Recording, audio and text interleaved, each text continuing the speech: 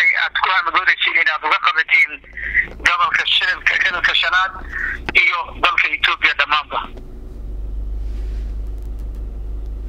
waayahay waxa weeye xisbiga la yidhaahdo Somali Democratic Alliance Force program uu leeyahay programyada waa programyo dowladeed leeyahay iyo dowladda waxaa kamid ah in ummadda la horumariyo hadday tahay tacliin hadday tahay dhaqaale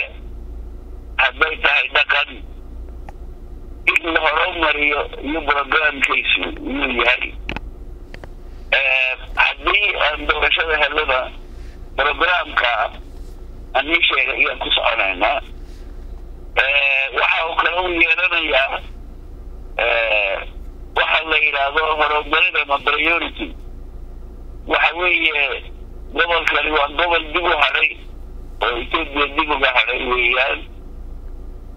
gobolka Soomaalida dhammaan weliba Kenya city gobolka city aad iyo aad buu u liitaa oo wax laga qabtay ma jiro marka waxaan warta bundaanka siinaynaa caafimaadka iyo tacliinta waa tahay xisbiga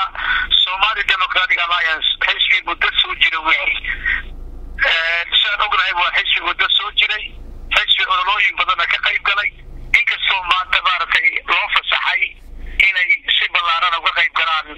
ololaha soo socda siyaasadeed sidee baad shacabka maanta ku nool kilka shanaad aad u tusaysiin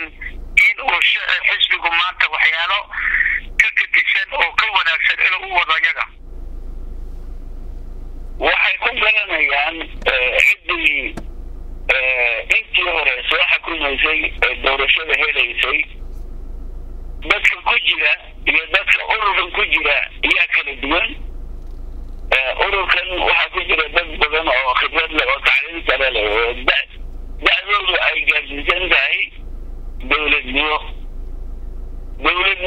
nin dee maaragtay khibrad u leh ama bartay siyaasadda da'na gaadhay laakiin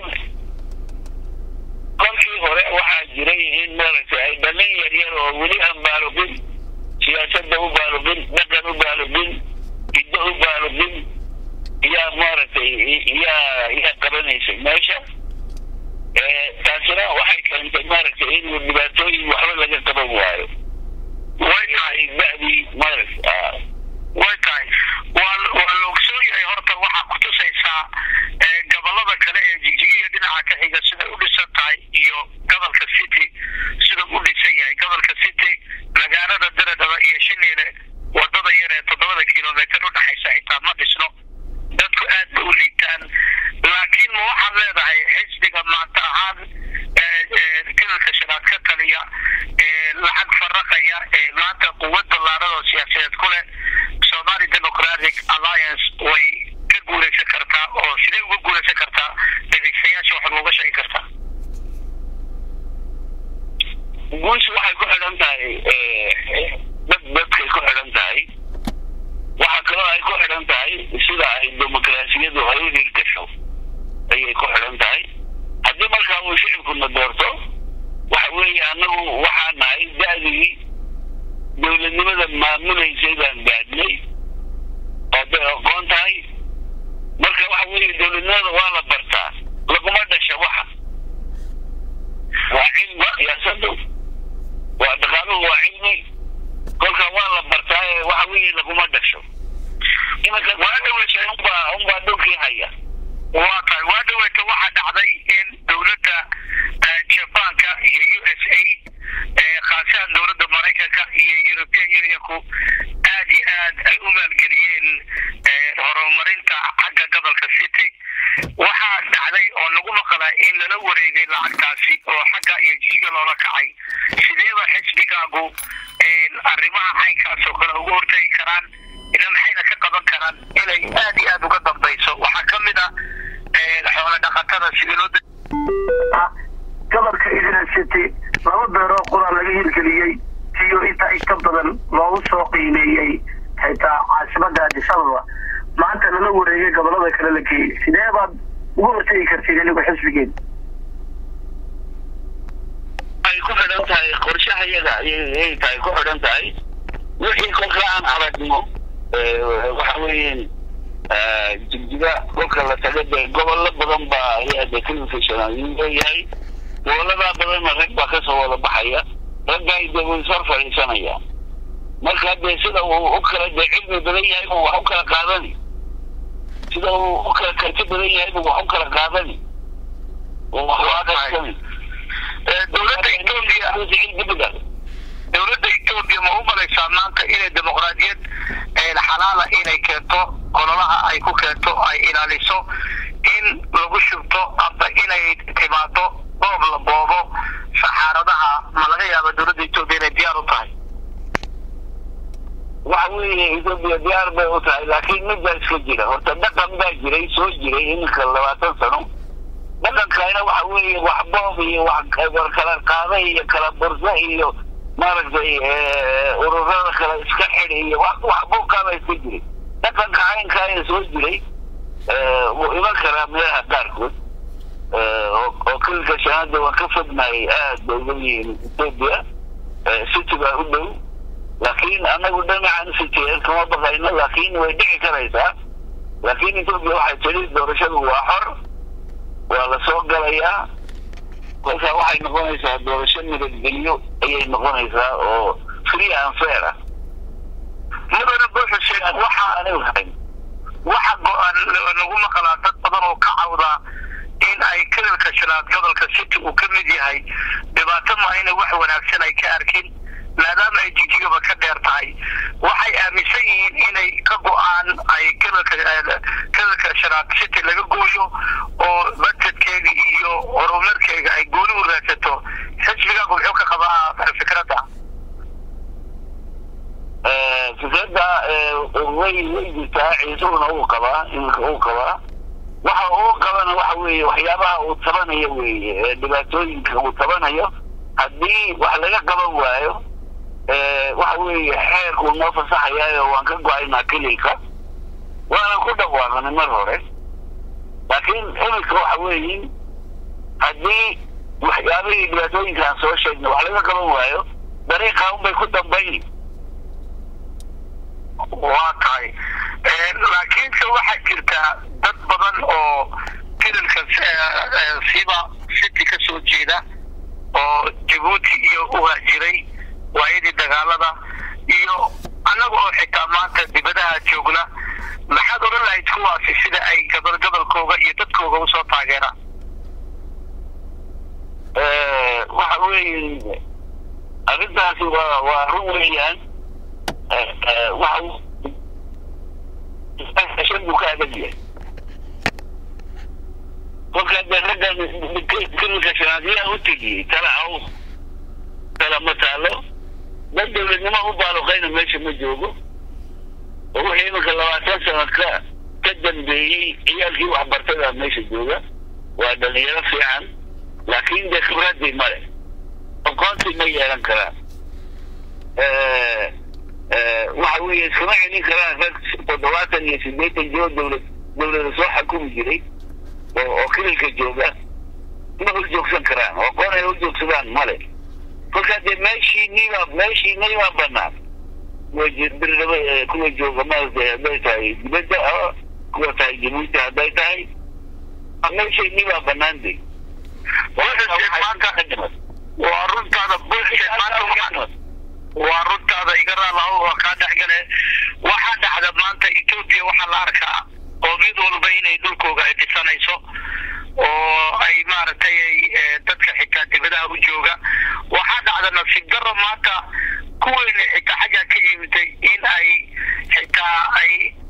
si waxay ka masaxan yihiin amba ka xuqdadaysan yihiin inay Itoobiya ka yimaadeen oo jirta weliba inta qurbaha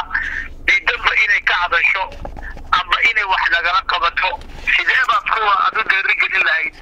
inay Djibouti ay ku wajahsan yihiin oo balaka yar gaabiyaan ay dhulkoogana ka warhayaan ragay waxa weeye dowladnimo waa wax adag weeye garashadeed nationalist baa la noqdaa waxa weeye waa inuu qofku leeyahay fikradda uu dadkiisa wax ugu qabanayo oo uu la tartamayo kuwa kale la da'dahay Etoobiyaanka dadkooda wax u qabanaya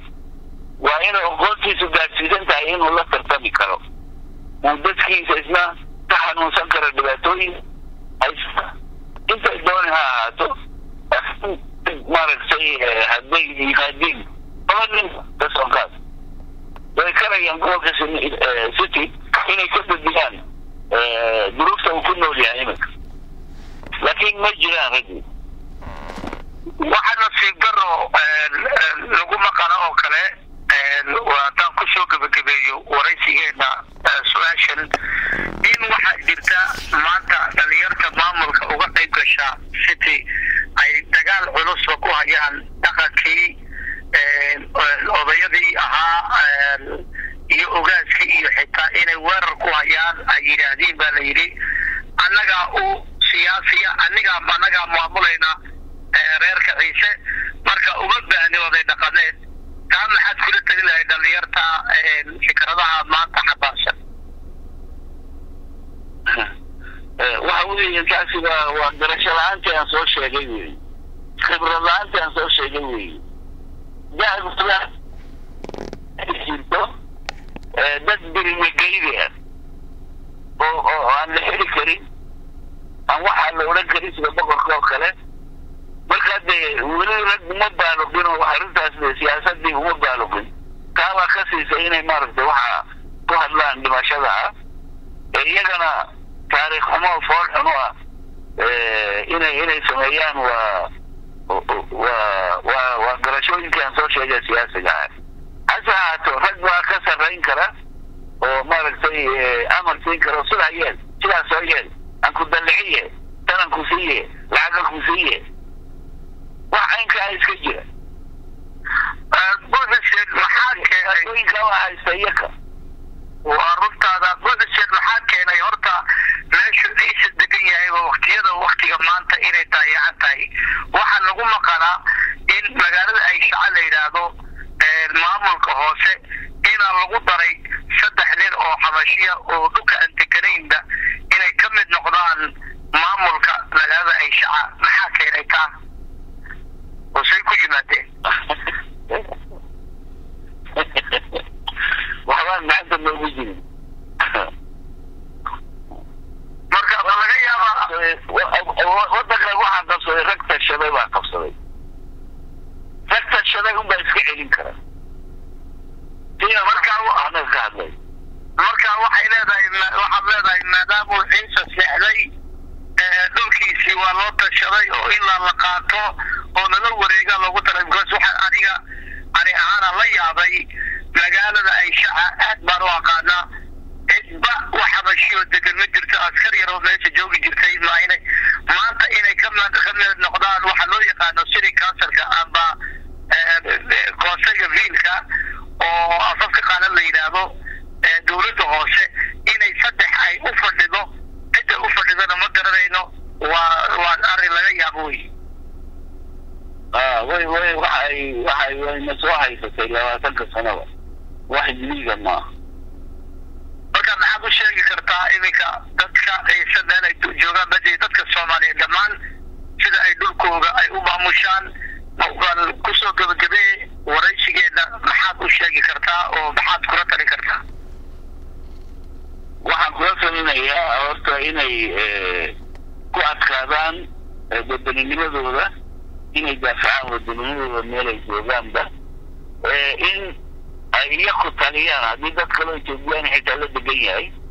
inay iyaku talada haystaan iyaka in loo hayo ma aha marka taa Soomaaliya wala garanaysaa laakiin bay itaalkeeda ku xidhan tahay dowladda maaragtay Itoobiya dowlad weeye marka Soomaalida si gaar ah yaa la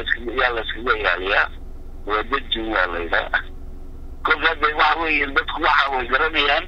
laakiin itaal ay iskaga ilaaliyaan iskaga daafacaan bay leeyihiin baan u malaynayaa dad badan oo iminka wax bartay oo khibrad leelan doona ayaa jira tahay waqtigeega ayaa la hagaajin doonaa taa iminka waxba lagama qaban karo